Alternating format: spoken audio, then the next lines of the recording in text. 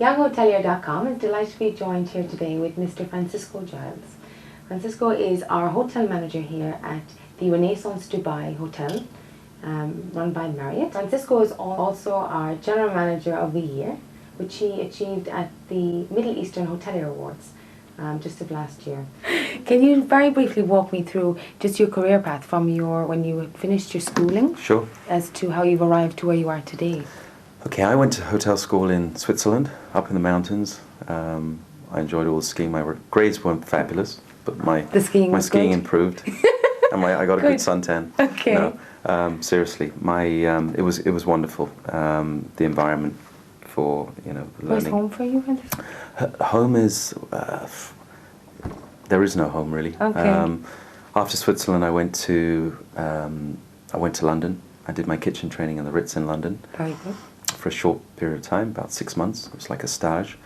And I then wanted to move out of food and beverage, so I took a job as in front office. And the only job available at the hotel that I wanted to be in, which was in Park Lane, the Grosvenor House, which was part of THF, okay, was as a page boy. I was about 19. I had got my diploma from Switzerland's food and beverage. And but I took the job as a page boy for a few weeks, and then I was invited onto the concierge, and I did the concierge for about 1.5 years, which was wonderful. Organising people's free time. It was just such a great job. Fantastic. I did the concierge for about 1.5 years, right, and then I worked in a small hotel in Surrey with THF, back in the kitchens, which I didn't want to do, but it was an opening, like a management training position. I then went to, after 1.5 years of doing that, I went to Mexico and worked for Hyatt, and I did their corporate executive management training program. How did you find that? It was amazing. It was for 1 year, and then I worked in sales and marketing. Okay. I was meant to be in food and beverage, so I went to the head office. I met a gentleman by the name of Ron Hilbert, who's here in Dubai running the Emirates Academy, and he was at the time in charge of 130 hotels internationally for HR for Hyatt. He said to me, "What are you doing in sales and marketing? You should be in food and beverage." I said, "Well, I just sort of branched into sales and marketing." He said, "We've got to get you back into food and beverage." And then he put me in touch with the regional VP of food and beverage, okay, who I met in his office next door. And he said, "You want to go to Australia?" And I said, "Yes, great." And that was that. And I went to Australia. I did an opening in Australia with Hyatt. It was in Coolum for 6 months. I then left Hyatt and I went to join Radisson. I opened 5 hotels in Australia with Radisson Hotels. Very good. Port Douglas, Cairns, little stint in Vanuatu in the South Pacific, which was really interesting. Pidgin English, staff coming to work in canoes, living in the trees. Amazing. I could write a book on that place. When you ask them when you ask them a question, because English was a problem. When you ask them a question, the answer was yes, they would raise their eyebrows. When the answer was no, they raise their eyebrows, and if they didn't know what you were talking about, they raise their eyebrows. And like I said, they came to work in a canoe and whatever. So there was 9 months of... That was 5 different openings. 5 openings with Radisson in Australia. A lot of energy you had there. 6 months, then opening, 6 months, and then another opening. So I did a lot of my moving around. Was that part of a management team for Radisson, in an opening team? More or less. The people that opened one property generally went to another. It was a franchise, so each one had a different owner. It takes a lot of energy to do that, though. Yeah, I was young then. You are. So what are you talking about? Here you are on Young Hotelier. But I came to Dubai 14 years ago. Okay. And I came to the Ramada, which our owners still own. It was a franchise and still is. And I came there as number 2. I worked there for a short time, 7 or 8 months. Then I came to this hotel, which is now the Renaissance. It used to be called the Royal Abja. I was resident manager for about 9 months. I returned to the Ramada as general manager for 5 years. Okay. And then I came back here after it became a Renaissance. This is my 7th year as general manager running this hotel as part of Marriott Renaissance. Very good. I have a quick question. With regards to Hyatt, you obviously were quite inspired by Hyatt's management trainee program. Like, what were the differences? I suppose you identify different brands obviously suit different people and their work ethos and their beliefs and things. And you seem very settled at heart here at Marriott. How would you view the differences between Marriott and Hyatt? Well, obviously with Hyatt, my training was a long time ago. Right. But it was well structured. You had the opportunity to travel because internationally they had a lot of hotels.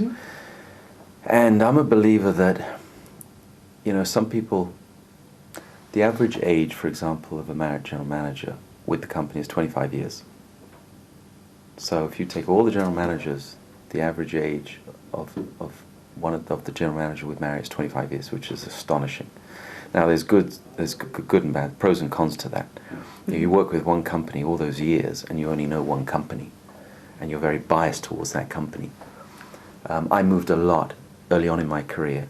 Do you think that was a benefit? It was, and I think you go to, especially if you want to become an international general manager, right. You're dealing with international people, your staff are international, and the more countries and more cultures you get under your belt, and the more companies and philosophies you learn, you can take the good from all those different companies and make your own idea of, what is a good practice, good leadership, a good management principle, or whatever. Using the best of each. Exactly. Okay. Do you find that something you found in Marriott, I suppose, now? Yeah, when they say they take care of the people and the people take care of the customers and the customers come back, that's not something that I learned from Marriott. It's something that I've always done. It's just fortunate now I've tied up with a company for the last 7 years that aligned with that principle and that number one priority. And especially in this market, when you have 30 nationalities speaking 40 different languages, you have to be sensitive to the issues that they have and take care of what they are doing, paying them accordingly, and their development. And when you see that we're opening 13 properties in the next 3-4 years within the UAE alone, we have 3,000 hotels, and every company is opening 10-12 properties within the UAE, whether it's Sheraton, Marriott, Hyatt, whatever. Absolutely. But we need people, and we need good people.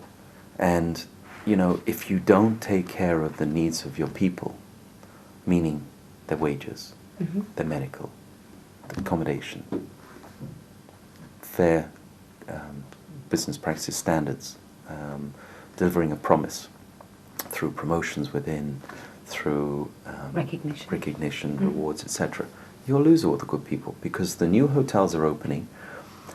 General managers are buying your talent from those new hotels by offering them, in some cases, ridiculous increases to what they're being paid now, and not fair to the market. But that's what they're doing to get the best talent. And some people think the grass is greener on the other side. They're going realizing that it isn't all about the money. So they jump ship before they realize. They jump ship and then they want to come back. And unfortunately you can't take them back, because then you leave the gates open to everyone to do likewise. To try something for 6 months and then wanting to come back again. And then you lose the momentum, you lose the consistency. Who suffers? The customer.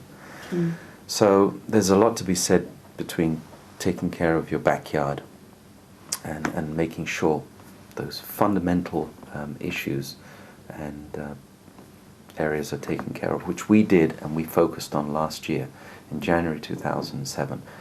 All my efforts last year, the majority were focused on HR. And by September, we delivered what we promised. That was private medical, minimum wage, training plans for every single area and every associate for whichever area they were in, and brand new accommodation and housing.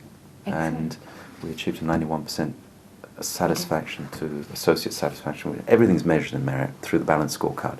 Okay. Whether it's revenues, profits, associate commitment, and 91%. Yeah, so we see 91%. Very good. And getting rid of that political environment is key. And it doesn't happen by just planning it 1 month. Every single day. And I'm the one that can enforce that as the commander in charge, as it were, to ensure that that political environment is not in existence. If you allow that to fester, people will then have their cliques, little nationalities will get together, politics will fester, and people will waste half their time and not concentrate on the customer. And then the business will suffer.